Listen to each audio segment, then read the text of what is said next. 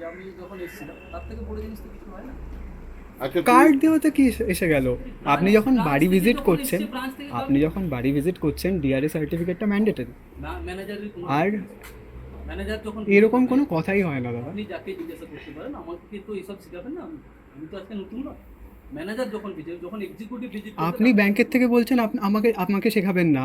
আমি কাস্টমার হিসাবে বলছি যে আমি জানি আমার রাইটসটা কি। হ্যাঁ, আমি আপনাকে যে আপনি রাইট ডকুমেন্টসগুলো জানেন, জিজ্ঞেস তাহলে করছি, 2 মাসের ধরে পেমেন্ট করুন আপনি।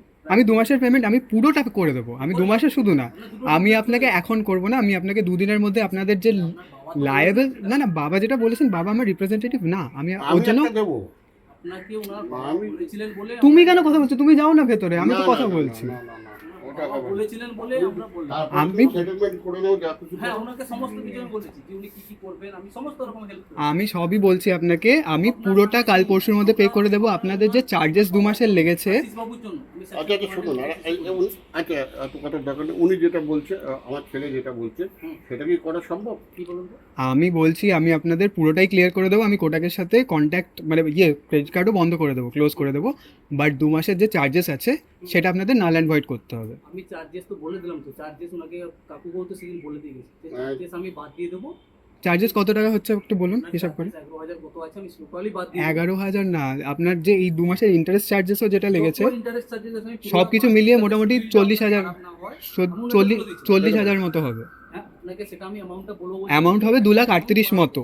সেটা হয়ে গেলে আমি যেদিনই হবে আমি তখনই পে করে দেবো। আরে এখন হবে না, আপনাকে যত একটা অ্যামাউন্ট করতে হবে, তারপরে আমি পুরো চার্জেস যেটা আছে বাদ দিয়ে দেবো যাতে সিভিলটা খারাপ না হয়। সেটেলমেন্ট করলে সেটা কত সিভিলটা কত সেটা কবে করবো? সেটেলমেন্ট আমি করতে চাইছি না, আমি তো আপনি পুরোই আজকে পে payment করতে করলে চাইছি।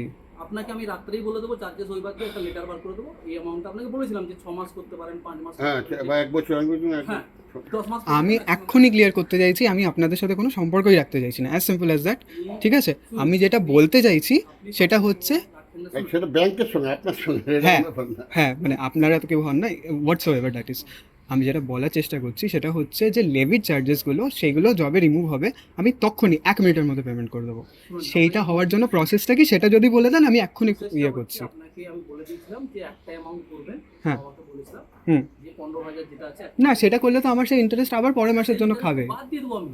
এই আপনার আপকামিং মান্থের জন্য। হ্যাঁ, 15 হ্যাঁ, দুটো হয়ে গেছে, হুম। ডিউ ডেট কভার আপ হয়ে গেছে। হুম। একটা না করলে কিছু করা যাবে না। মানে বিল জেনারেটের আগে আমার এখনো 2 দিন আছে, এই 2 দিনের মধ্যে তো চার্জেসগুলো রিমুভ করা যাবে। না, এখন ডিউ ডেট চলে গেছে না, আপনার ডিউ ডেট 6 তারিখ ছিল। বুঝতে পারলেন? Due নাকি date? আপনার বাবাকে বলেছিলাম 6 তারিখ ডিউ ডেট ছিল। হ্যাঁ। যেহেতু ডিউ ডেটটা পেরিয়ে গেছে, ঠিক আছে। এজন্য এখন আর কিছু করা যাবে না। আচ্ছা। এখন আপনাকে একটা অ্যামাউন্ট করে দেবেন, 15 তারিখ বিল জেনারেটটা হবে, কত অ্যামাউন্ট আছে দেখবো।